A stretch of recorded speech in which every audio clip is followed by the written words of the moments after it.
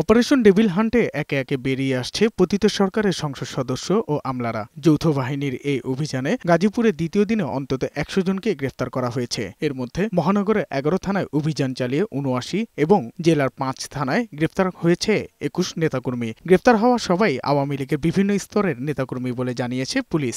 Operation devil hunt যেটি শুরু হয়েছে সেটি আসলে কোনো ভিআইপিকে গ্রেফতার করার জন্য নয়, দেশের মানুষকে শান্তিতে রাখার জন্য। গাজীপুরের শ্রীপুরে একটি বাড়িতে আত্মগোপনে থাকা সিরাজগঞ্জ ৬ আসনের আওয়ামী লীগের সাবেক সংসদ সদস্য চয়ন ইসলামকে গ্রেফতার করেছে শ্রীপুর থানা পুলিশ। পরে কড়া নিরাপত্তায় শ্রীপুর থানায় নেওয়া হয়। গোপন সংবাদের ভিত্তিতে অভিযান চালিয়ে তাকে ধরতে গেলে নিজে পরিচয় গোপন করেন চয়ন। পরে তথ্য প্রযুক্তি সহায়তায় তাকে শনাক্ত করে শ্রীপুর থানা পুলিশ। আমাদের গোয়েন্দা তথ্যের ভিত্তিতে আমরা ওনাকে পেয়েছি। একই সাথে আমাদের গোয়েন্দা কার্যক্রম চলমান আছে। এছাড়া রাজধানীর উত্তরা ১০ নম্বর সেক্টরে একটি বাসা থেকে গাজীপুর মহানগর যুব মহিলা লীগের নেত্রী আনোয়ারা সরকার আনুকে গ্রেফতার করেছে পুলিশ। অপারেশন ডেভিল হান্টের অংশ হিসেবে এই অভিযান চালানো হয়েছে। সিলেটে অভিযান চালিয়ে সিলেট কৃষি বিশ্ববিদ্যালয়ের ছাত্রলীগের সহসভাপতি অয়ন দাসকে গ্রেফতার করে মহানগর পুলিশ। রংপুরে ডেভিল হান্ট অভিযানে দ্বিতীয় দিনে ৬ জনকে গ্রেফতার করেছে যৌথ বাহিনী। অপারেশন ডেভিল হান্টের অংশ হিসেবে সোমবার দিবাগত রাতে ১৪ জনকে গ্রেফতার করেছে কোস্টগার্ড। এছাড়া মোংলায় কোস্টগার্ড ও পুলিশ পৃথক অভিযান চালিয়ে ৫ জনকে গ্রেফতার করে। গ্রেফতার হওয়া ২ জন সুন্দরবনের দস্যু আর বাকিরা স্থানীয় আওয়ামী লীগ নেতা। উদ্ধার করা হয় দেশীয় অস্ত্রও।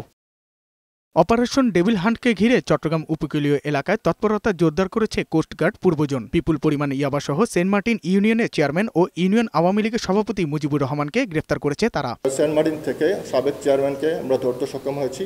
এইভাবে আমরা আমাদের পরিচালনা অপারেশন আরও নিরবিচ্ছিন্নভাবে ইনশাল্লাহ পরিচালনা করে যাব।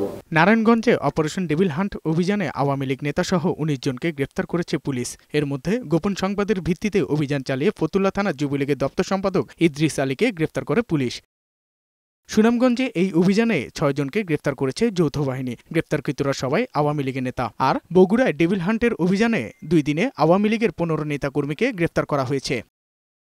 এদিকে রাজশাহীতে আইনশৃঙ্খলা পরিস্থিতি নিয়ে বিভিন্ন বাহিনীর সঙ্গে মতবিনিময় সভা শেষে সাংবাদিকদের স্বরাষ্ট্র উপদেষ্টা জাহাঙ্গীর আলম চৌধুরী জানান, ডেভিল হান্টে আইনশৃঙ্খলা বাহিনীর কর্মকর্তারাও ছাড় পায়নি। নির্দোষ ব্যক্তি যেন কোনো অবস্থায় সাজা না পায়। এখন যারা শয়তান তারাই ধরা পড়বে। এখন ছোট শয়তান কি বড় শয়তান এখানে ভিতরে নাই, শয়তান ধরা। আইনশৃঙ্খলা পর্যবেক্ষণের জন্য সব বাহিনীর সমন্বয়ে সেন্ট্রাল কমান্ড সেন্টার শুরু হয়েছে। এর ফলে খুব দ্রুত আইনশৃঙ্খলা পরিস্থিতি উন্নতি হবে বলে আশা করছে অন্তর্বর্তী সরকার। সাজ্জাদুর রহমান, বৈশাখী সংবাদ, ঢাকা।